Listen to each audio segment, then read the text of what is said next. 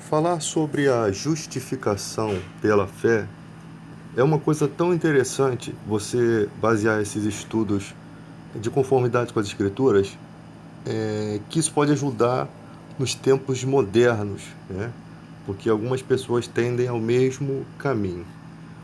No capítulo 2, versículo 17 e 19 de Gálatas, aqui no meu comentário bíblico, aqueles que tentam ser justificados pelas obras da lei são malditos. Gálatas 3:10 como referência. Se o indivíduo tenta reafirmar que as obras da lei têm algum papel na justificação diante de Deus, a própria lei o culpa de ser um transgressor. Gálatas 3, versículo 19 e 25.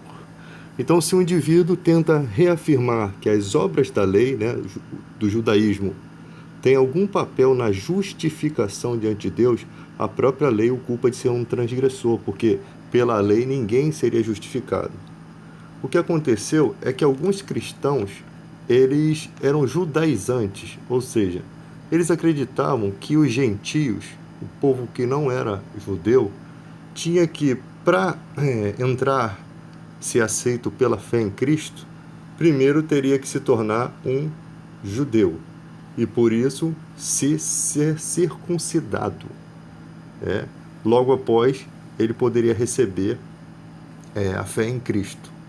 E Paulo, o Paulo, ele é um cara que recebe o evangelho, conforme as Escrituras, não dos outros apóstolos, dos outros discípulos. Ele recebe a mensagem de fé diretamente de Cristo.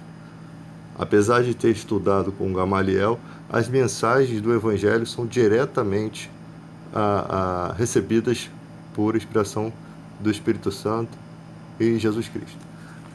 Então nós vemos que esses judaizantes, eles estavam tentando anular, talvez sem desconhecer, a graça, a salvação por meio da graça, um dom gratuito de Deus por meio do sangue de Cristo. O sacrifício de Cristo, ele validou essa possibilidade do ser humano ser salvo por meio da fé.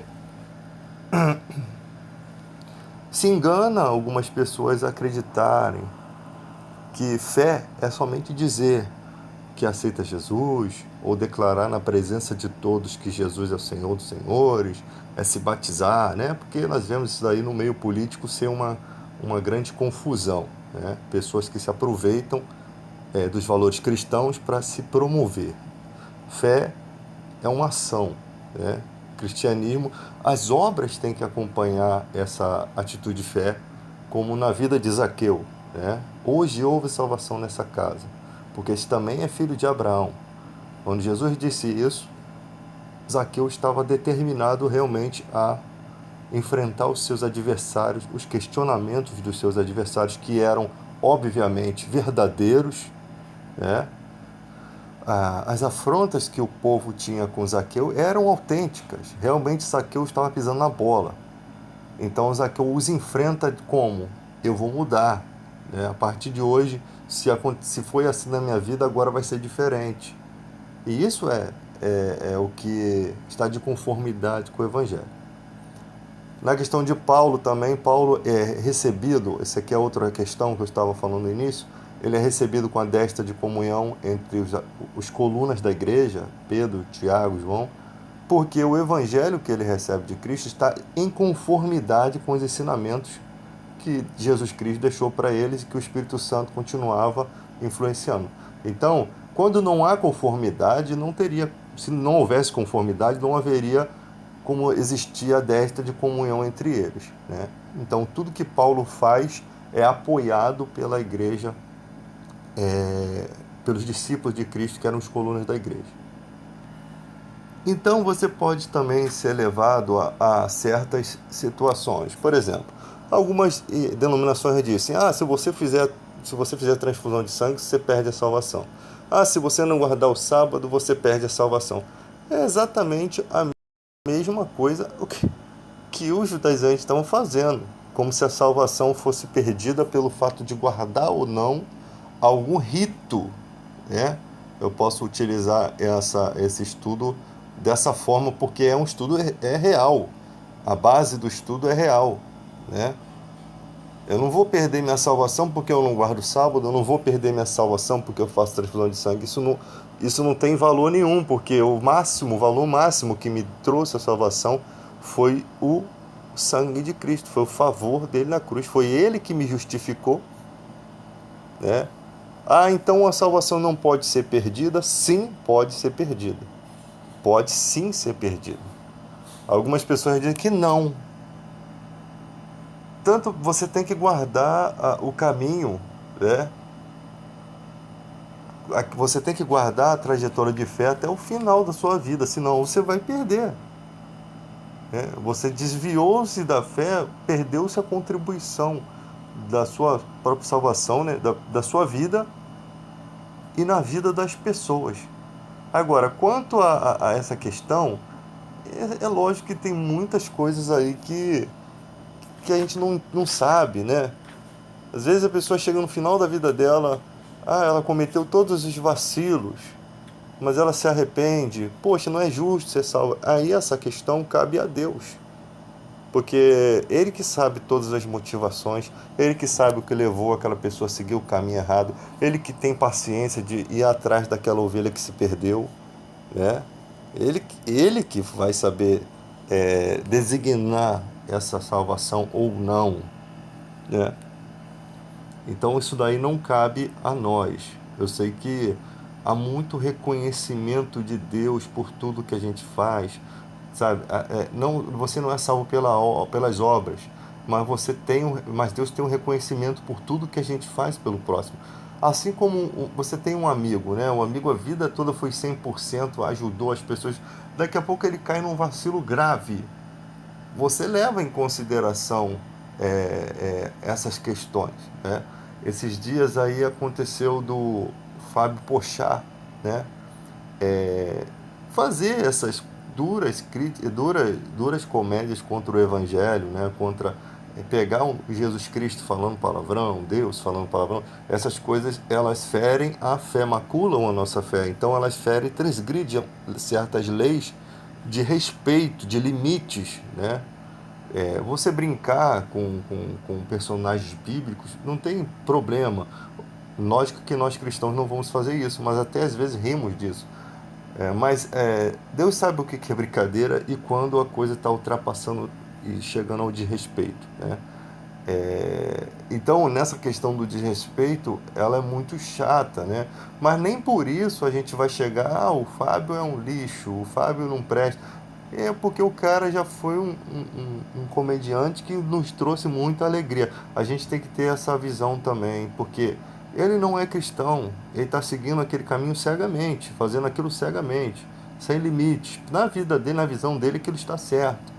E nós estamos mostrando para ele, não, isso não está certo, cara. Isso daí não é o caminho certo.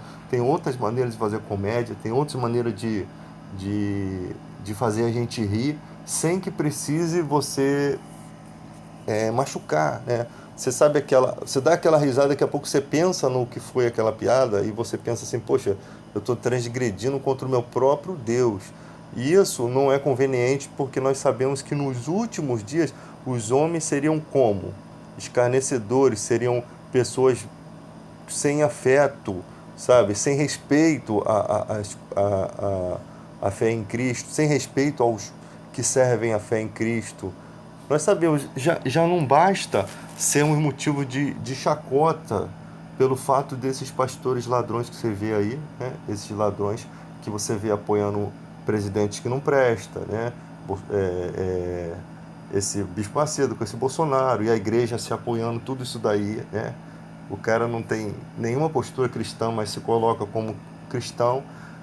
E esse é o meu ponto de vista, respeito o ponto de vista das outras pessoas, mas esse é o que eu penso na minha vida, dessa forma. Então você vê o Bispo Macedo aí pregando tudo isso aí que tem de errado e tal, e isso traz muita vergonha para o Evangelho. Foi até banido da África, não sei se é verdade essa matéria, mas diz que lá não aceitam esse tipo de mensagem. Aqui no Brasil já estamos bem amadurecidinhos para não aceitar também, porque isso traz um deboche, um desrespeito à fé. As pessoas dando dinheiro, as pessoas aprendendo errado, aprendendo o evangelho de forma errada, sabe? Não pode chamar a pessoa de trouxa, não, é porque a pessoa está naquela convicção de fé. E não importa se você é advogado, se você é inteligente, essas questões, elas são tão esquisitas que pessoas muito inteligentes são capazes de fazer loucuras no meio da fé, de doar dinheiro, sabe, do desespero, porque para você ver que toca numa área que nem a inteligência consegue neutralizar aquilo, só a inteligência espiritual, né? É a gente pregando. Aí quando a gente vai pregar contra isso, as pessoas, não, você está contra porque você tem algum propósito diferente. Você está lutando contra porque aquela obra é grande, você quer acabar com aquela obra porque você quer que a sua seja grande também. E na verdade não é isso. Na verdade você vê que não há. Se você for investigar a vida da gente, você que prega, você vai ver que não temos nem igreja que recebe dinheiro algum, compromisso algum com esse tipo de coisa, né? Porque se tivesse, por exemplo, se eu tivesse uma igreja estruturada como uma igreja universal, com certeza eu estaria fazendo muitas grandes obras em função da humanidade. Isso daí pode ter certeza. E eu jamais iria apoiar um candidato que não pensasse no povo. Eu jamais iria apoiar um cara para benefício meu. Isso mostra a falta de caráter, né? Quem não é fiel no pouco não vai ser no muito. Entende isso? Nunca foi fiel ao evangelho, não é daqui para frente que vai ser. Então tem cristãos que ficam assim, não, Deus, eu confio no poder de Deus, que Deus pode transformar o bandido ali que matou, que arrancou a cabeça de não sei quem.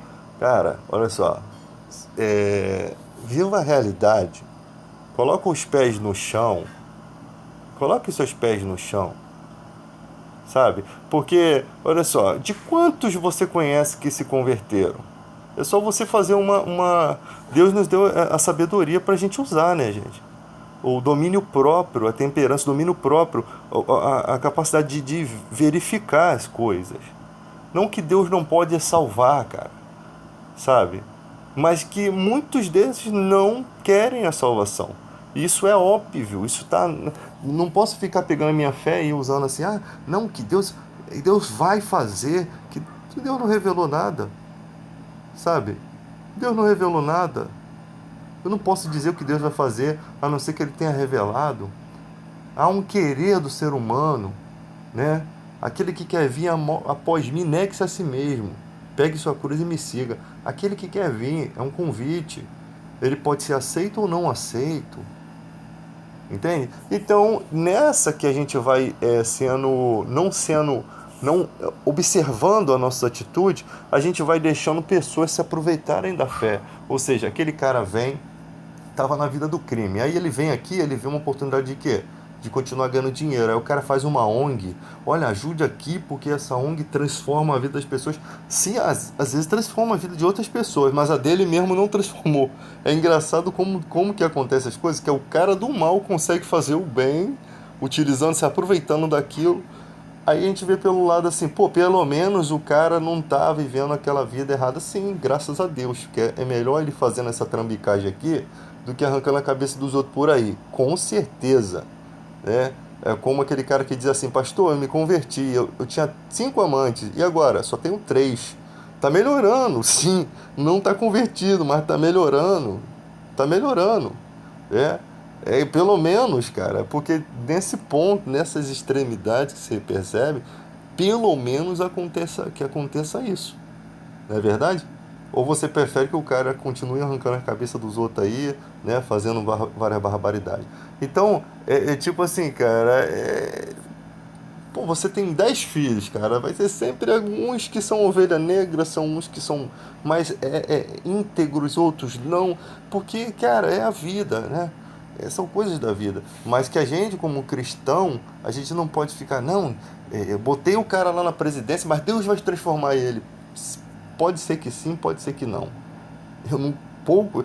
É muito difícil, cara. Preste atenção. É muito difícil você ver um presidente que chegou ali com atributos cristãos, né? Ou Deus vai ter que fazer um Schindler no Brasil, o Schindler para salvar o povo judeu. O Schindler, a história de Schindler, ele não começa utilizando os judeus por bondade, não. Ele queria se aproveitar da mão de obra barata da guerra. Então os judeus começam a fazer utensílios de almoço, janta, né, de comida que não havia na guerra para ganhar dinheiro. E Deus muda o coração dele e ele acaba salvando o povo judeu. Isso acontece, eu acredito nisso. Agora, se eu ver o presidente da República mudando como Schindler, cara, eu vou ficar com o pé atrás. Com certeza eu vou ficar com o pé muito atrás, porque Hitler também se disfarçava de bonzinho, né? Mas contra fatos não vai haver argumento. Agora, quando isso acontece, cara? Quando se bate de frente com o sistema.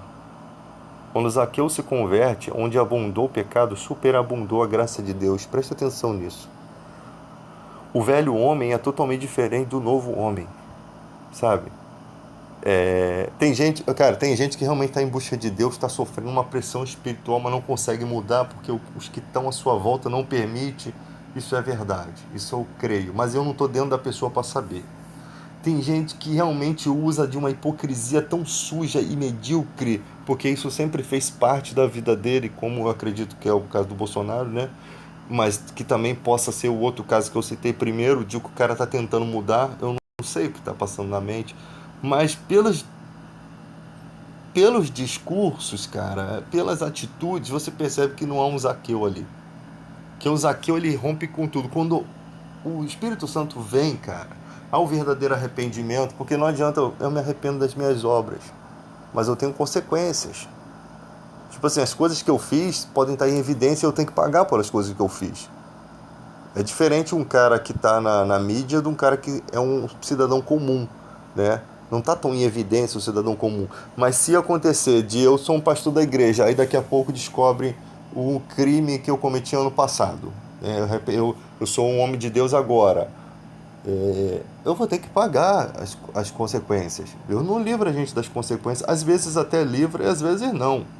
Quem é ser humano sabe disso, né? Não há nenhum alienígena aqui. Existem muitas coisas que a gente faz na vida que Deus nos livra das consequências. Mas tem coisas que não. Tem gente com outras pessoas não. Então, se Deus não me livra das consequências, eu vou ter que pagar por elas. Agora, eu vou pagar de uma forma o quê? Sendo uma nova criatura. Aceitando o evangelho dentro de mim, né? Transmitindo o evangelho. Então, você imagina Zaqueu voltando para casa naquele dia que ele decide doar tudo aos pobres, a metade de seus bens aos pobres. Você acha que a família vai ficar satisfeita vendo Zaqueu dando a metade dos bens aos pobres? Você acha que a família está satisfeita por Zaqueu devolvendo as coisas que defraudou 5 vezes mais, 3 vezes mais, sei lá, conforme a lei? Então ele teria que lutar contra tudo isso, contra pessoas da sua própria família, desentendimentos. Algumas pessoas da família, de repente, deveriam ter desentendimento com ele, pelo fato dele ser corrupto, também pode ser, né? Tudo tem que ser analisado nessa história. Então, quando você vê um cara de Deus na política, você vai ver gente lutando por ele. Você vai ver gente lutando por ele. Eu duvido que um político honesto vai ver o Bolsonaro fazendo, o Ciro Gomes, por exemplo, vai ver o Bolsonaro fazendo o certo e vai criticá-lo por isso. Eu duvido, porque a ética é uma coisa que, cara, não há argumento contra o que é certo, né? Então, mas você vê por outro lado, direitos trabalhistas sendo tirados, direitos adquiridos sendo tirados, o pobre cada vez se afundando, e com os ricos ninguém mexe. E com a classe política, ninguém mexe. Com os benefícios políticos. Às vezes mexe para dizer assim, nós estamos fazendo aqui também, nós estamos cortando na carne. Você vê que não é real. Porque sempre estão aumentando, voltando aumentos deles. Você vê que não é uma coisa real, né? Então, um político realmente, hoje no Brasil, honesto, correto, ficaria difícil de governar também. Porque tem muita gente suja ali. Eu sempre falo assim, eles deixam tudo ficar ruim, tudo ficar pior, para que a gente passe a vida toda preocupado com as coisas aqui embaixo e nunca pense neles, nunca pense nas mamatas dele. Então você vê, cara, que... Por que eu estou falando sobre isso, cara? Cristianismo e vida moderna, né? Cristianismo antigo e vida moderna. Porque nós estamos chegando a um ponto em que se encontrou o evangelho com a política, né? Se encontrou. Ou seja, os evangélicos dissimulados estão participando da política. Eles pegaram a igreja pelo cabresto, assim, e com o Papai Noel, né, bota o saco nas costas aqui e vai levando. Esses daqui são os meus fiéis. Esse aqui eu consigo votos deles. Exatamente assim. Não vejo outra figura. É um presente de Natal para os políticos. Aqui, ó, tá tudo aqui dentro aqui comigo. Esses daqui são os que eu consegui agarinhar aqui, arrancar aqui, ó, comigo. Eles confiam em mim. Então, quem eu falar para eles apoiar, eles vão apoiar porque eles confiam em mim. Então, vocês estão caindo, cristãos, no mesmo laço que Paulo disse para muitos. Vocês estão misturados em laço de afeto.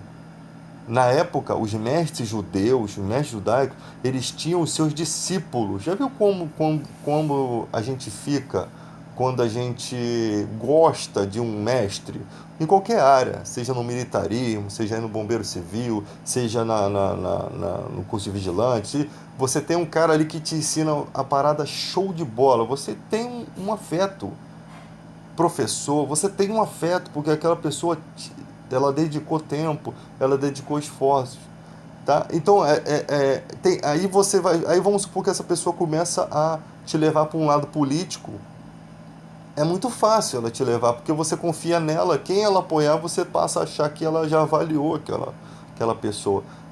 Só que nessa análise de pessoas mestres, pessoas assim, você não consegue perceber como você percebe na igreja. Por quê? Porque esses caras que são mestres da igreja, eles já vêm martelando coisa errada no evangelho.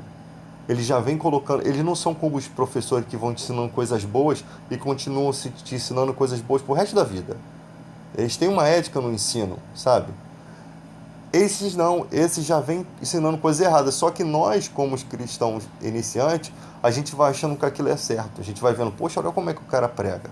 Pô, o cara prega pra caramba, o cara é 10, o cara. Aí quando você começa a estudar livro de teologia, que você começa a estudar a Bíblia, ouvir outros pregadores mais éticos, você vai vendo que, ih, rapaz, esse cara é mentiroso.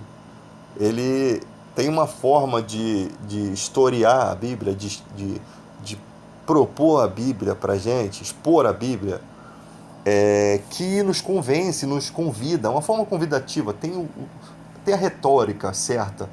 Ele sabe, e isso é maquiado, é maquiavélico, porque ele sabe o que ele vai dizer ali para poder te conquistar, porque você é novo na fé, você não entende, e ali você vai seguindo ele igual um cordeirinho que vai cair no precipício. E lá na frente você descobre o objetivo dele. Como um pastor Marcos Feliciano, o cara usar 150 mil reais de dente. Ou seja, o que ele prega não condiz com o que ele vive. Numa época em que nós estamos vivendo pobreza, dificuldade, o cara está preocupado em botar 150 mil de dente. Isso é um absurdo, cara. Entendeu? Chega a ser um extremo tão grande que mesmo que ele fosse um homem de Deus, ele jogou tudo na lama. Paulo, ele sempre mostra que existe a possibilidade do servo de Deus jogar tudo na lama. Paulo diz: se eu pregar um evangelho diferente que eu já tenho posto, considere maldito. Considere anátema. Se um anjo descer do céu pregar outro evangelho, considere maldito. Qual é a dificuldade que a igreja tem hoje de considerar alguns mestres como malditos? Não ele, mas o ensinamento dele. É a maior dificuldade do cristão, porque tem afetos. Nossa, eu comecei na Igreja Universal, eu comecei na Mundial, eu comecei na Graça. E tem afetos. Você não pode ter afetos, você tem que ter afetos ao Evangelho de Cristo. Quem morreu por você é Cristo, Ele que é o pastor da sua alma. Ele que é o pastor. Tanto que a Bíblia diz assim: conduzir o rebanho não como quem tem domínio dele, mas como quem tem que prestar conta ao pastor dos pastores, que é Jesus Cristo. Ele é a cabeça da igreja. Então, se você ficar com esse afeto, sabe o que vai acontecer? Quando o anticristo vier operando sinais e prodígios, você vai cair nesses afetos. Você vai achar que realmente ele é Jesus Cristo. Se o cara que acha que Bispo Macedo é um servo de Deus, um pregador verdadeiro da palavra, ele está totalmente enganado. Se o cara acha isso, imagina o que ele vai achar do anticristo, cara. Não que eu tenha... Olha, gente, quando eu prego isso, não é questão de ódio. Eu não tenho ódio. Apesar que minha mãe frequenta a Igreja Universal, já doou tudo que tem para a igreja, né? E eu fiquei com raiva da situação dela, mas eu não tenho ódio, não. Eu sei que as pessoas, elas vivem aquilo que é a fé delas. A maneira delas, maneira errada? Sim. Ah, e a pessoa pode falar assim, não, mas é a maneira que você acha que está errado. Não, é a maneira que eu tenho certeza de que está errado. Tá? Porque se você estudar a Bíblia, você vai ver que não é assim. O Evangelho não é dessa forma. Porque gera atritos que não geraria se fosse uma pregação pura. O Evangelho é primeiramente puro. Ele é imaculado. Você não vai ver no Evangelho verdadeiro o cara chegar na igreja como aconteceu esses dias aí, a mulher doou todo o dinheiro do cara para a Universal. A mulher do cara, o cara teve que se separar da mulher, porque a mulher acabou com a empresa dele. Pegou o dinheiro do lucro, o dinheiro da compra, o dinheiro de tudo, e o pastor não quis devolver o dinheiro. O que significa que é muito mais importante o dinheiro do que um casamento, do que pregar os bons valores. Enquanto Jesus Cristo, quando foi indagado se pagava o imposto ou não, quando indagaram Pedro, né, Jesus falou assim: o cidadão da terra precisa pagar imposto? Não, não precisa, mas para que não escandalize, vai lá e paga. Tu vê a preocupação de Paulo de não escandalizar o evangelho, né?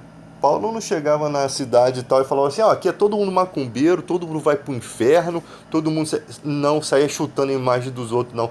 Paulo chegava pregando o evangelho discretamente, né? Até surgiu aquela mulher lá que adivinhava as coisas, estava possuída por um demônio, adivinhava as coisas e trazia lucro para a deusa Diana, né? Fazia um nífer de prata e aquela mulher apoiava aquela religião, porque as pessoas acreditavam nas revelações dela como sendo divina. Então, quando Paulo expulsa o demônio dela, parou de adivinhar tudo. E a consequência disso? Paulo levou uma surra, né? Se não me engano, foi quase apedrejado ali. E aqueles homens perderam a possibilidade de continuar ganhando lucro com a suposta revelação, né? Então, para você ver, Paulo estava discretamente ali pregando o evangelho, porque tinha lugares que não podiam proclamar o evangelho, você não podia pregar o evangelho para o romano, tinha leis, entendeu? Então, Paulo não estava ali para arrumar confusão.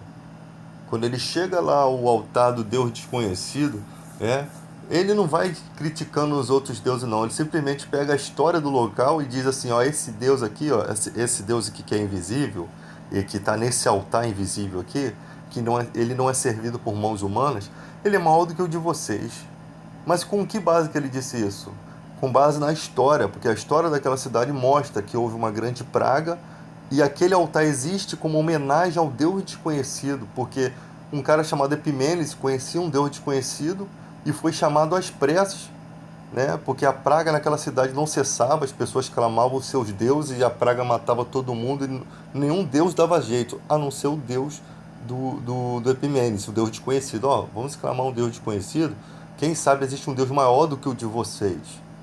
E começaram a clamar esse Deus desconhecido. E ali estava a homenagem ao Deus desconhecido naquele altar. Como ele era desconhecido, não havia imagem. Então Paulo prega o que havia de fato sido comprovado no passado. Todos se converteram? Não, mas uma parte sim. Muitos tinham o quê? Afeto aos seus deuses, ou seja, ele me ajudou quando minha mulher estava quase abortando, o filho nasceu. Sabe, as coisas místicas que podem, por probabilidade da vida, acontecer ou não. E também por Deus também não se preocupar com essa questão de que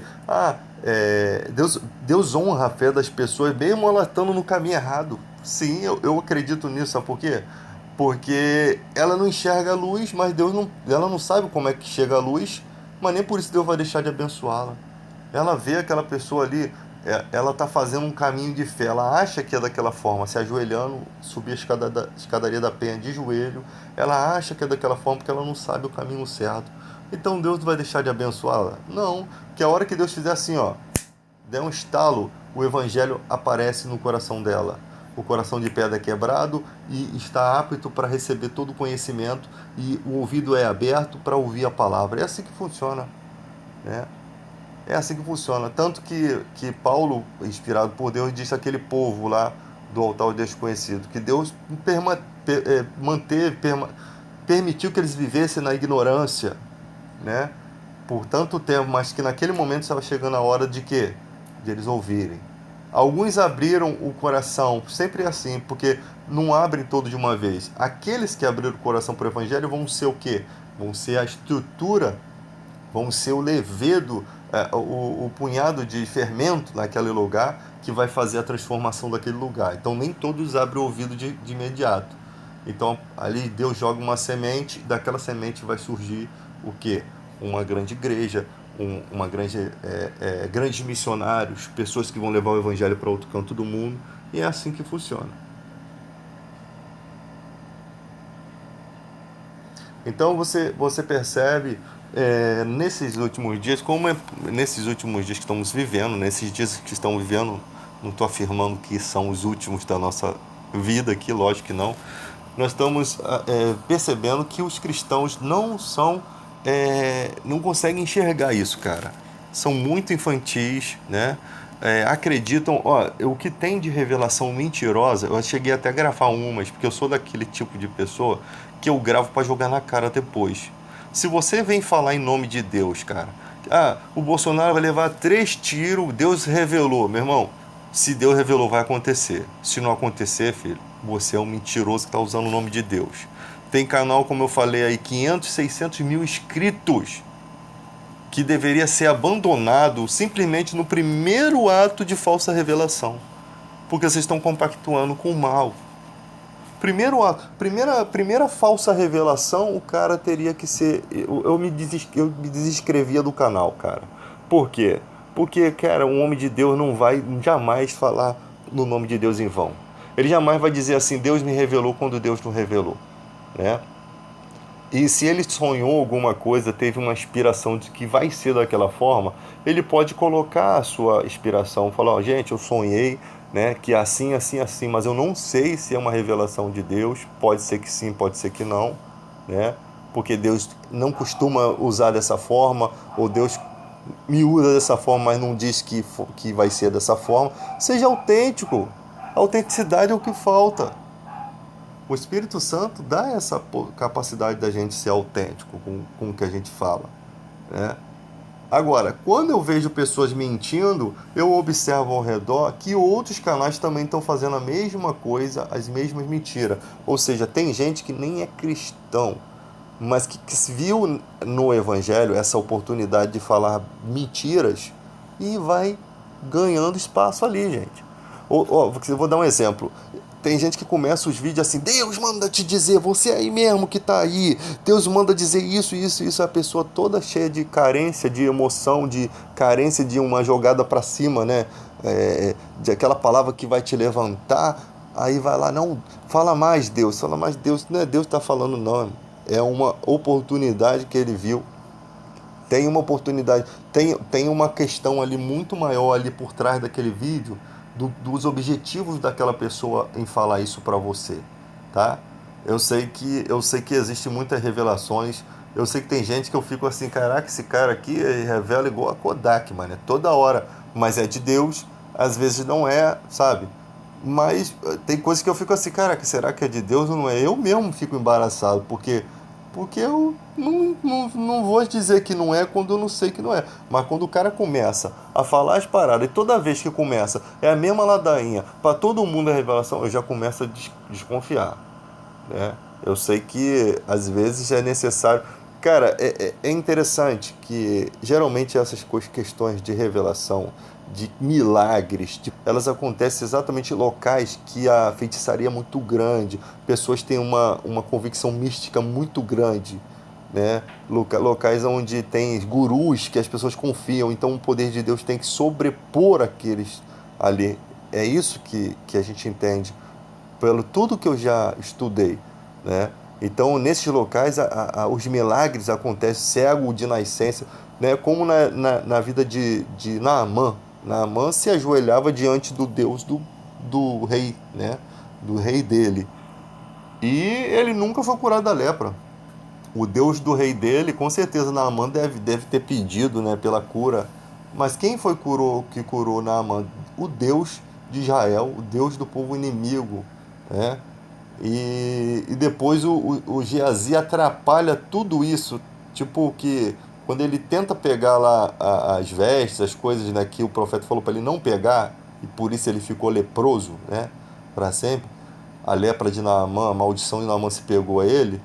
o que não posso dizer que tem alguma conotação a algo que Naamã possa ter feito para ficar leproso, né? Também não posso usar isso que eu não sei, mas pode ser que sim ou pode ser que não.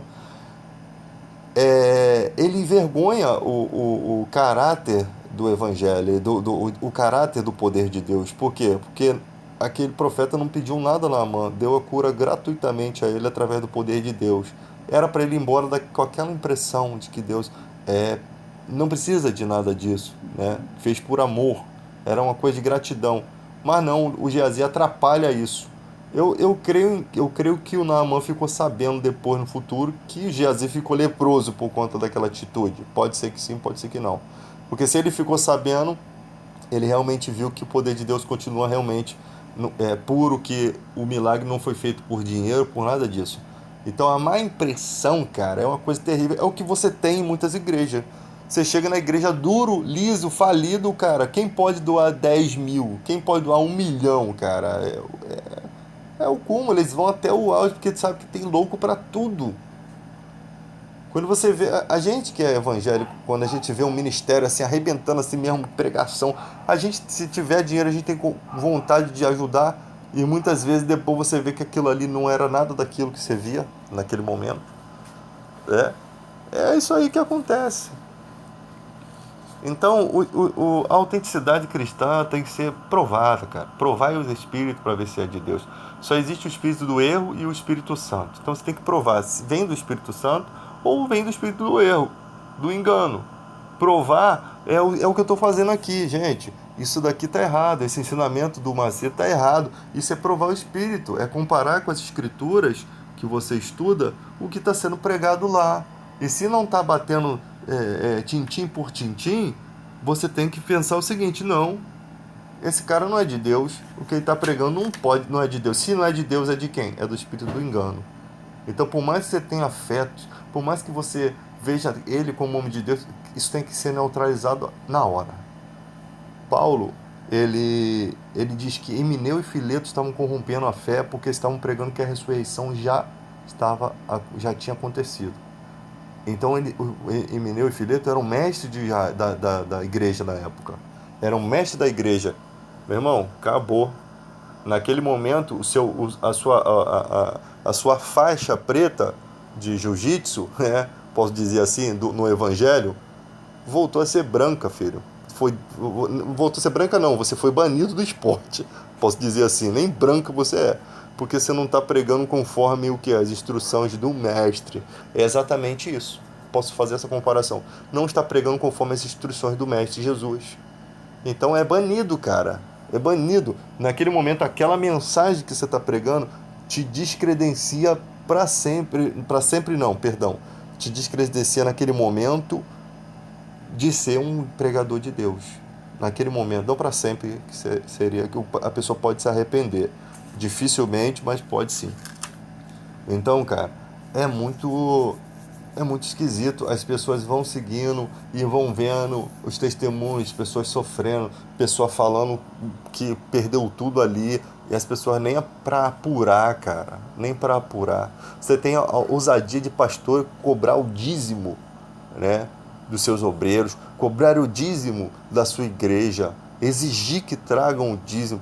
Isso é um absurdo. Isso é da pior canalice que você pode ver, sabe? A pior canalice. Você não tem direito de cobrar nada, cada um tem sua vida independente. Quem quer levar o seu dízimo leve, o compromisso não é com você, é com Deus. Então, se a pessoa tiver algum problema, está tendo problema com Deus. Se ela fez algum voto, ela fez o voto a Deus. Ela não fez voto à igreja ou ao seu pastor, ela fez um voto a Deus. É isso que as pessoas não entendem. Então, nessas canalices, a gente vai pegando os falsos profetas, porque eles não conseguem se manter na verdade. Porque se você viver o evangelho da verdade, ele não dá lucro não, gente. Ele não dá lucro. Se você pregar a verdade, a tua igreja pode prosperar muito. Sim ou não. Pode prosperar muito, mas eu vou te falar, hein? A igreja toda prospera junto. Não existe esse negócio de só o pastor prosperar, não. Eu acho que quando o pastor está tendo uma vida boa, meu irmão, quando você olha os membros, estão tudo tendo uma vida boa também. Né? Porque é segundo a prosperidade que as pessoas ofertam. É segundo o que tem, não segundo o que não tem, né? E com certeza, o pastor de Deus, ele vê o irmãozinho ali, que está ali há anos, há uma preocupação, aquele irmão está morando em área de risco. Você não se preocupa, não, com um irmão morando em área de risco e daqui a pouco você está vendo que vai acontecer um sofrimento para a igreja. Qual seria o sofrimento? Caixões de criança, caixões de pessoas da família, e ninguém se comove na igreja. Você consegue chegar com o seu carrão importado, sabendo que aquele irmão mora em área de risco. É um irmão que você ama, um irmão que está ali contigo, que às vezes até te ajudou na fé. Não te ajudou por interesse, não. É a pessoa que você não quer perder. E você não consegue enxergar que ela pode ser ajudada também. Né? É, é, é, é... Não é um evangelho vivo que nós estamos vivendo hoje em dia.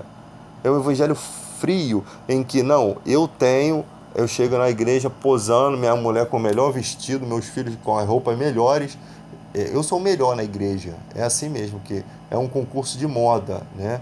Tem gente ali passando no cartão até a alma para poder tentar manter aquele padrão de que mostrar para as pessoas que o Deus dele o prosperou. Irmão, tudo é balela, tudo é bobeira. Se Deus te prosperou, ele também pode fazer com que você, com a sua riqueza, ajude muitas outras pessoas, né? Que você tenha, quanto mais você abençoa, mais você é abençoado. Quanto mais dá e dar-se-vos-á, boa medida, recalcada, sacudida vos darão. A mesma medida que medide será medida. Lance seu pão sobre as águas. Ninguém quer lançar o pão sobre as águas, não. Eles querem recolher os peixes das águas, mas lançar os pães sobre as águas, para que no momento de crise, lá no futuro, no momento de dificuldade, Deus te guarde, né? Você não sabe que tragédia vai vir no dia de amanhã, mas que Deus tem um memorial de justiça, para abençoar o justo da época da dificuldade. Por quê? Porque lá atrás o cara plantou, filho. Lá atrás o cara, ele cultivou na vida das pessoas. Então lá na frente Deus vai ser justo com ele.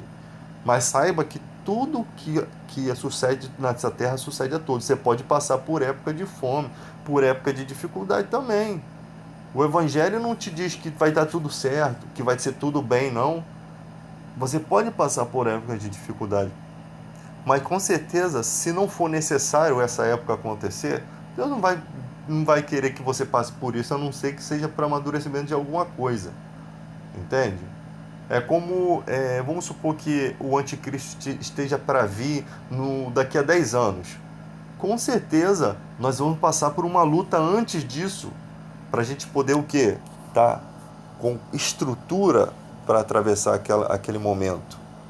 Ele não vai largar a gente de qualquer maneira. Com certeza Deus vai trabalhar na nossa vida para nos fortalecer a ponto da gente conseguir enfrentar as lutas, né? Como Davi, quando vai enfrentar Golias, já tinha vencido um leão e um urso. Ele já tinha capacidade, ele já tinha uma vivência com o Espírito Santo, já tinha uma vivência com o poder de Deus, sabe? Então não é assim que de qualquer maneira, né? Se for de qualquer maneira, Deus vai te dar a força necessária para o momento, né? Mas Deus geralmente ele prepara, cuida antes, faz toda a estrutura. Ele é o Senhor dos exércitos, né? Ele é aquele que manda os frouxos ir para um lado e os valentes para os outros. Ele é aquele que vence 10.000 homens com 300 homens. Ele é desses. Para que o homem não diga assim, foi a minha mão que deu a vitória, né? Para que a história mostre que realmente foi Deus que deu o poder ali e venceram.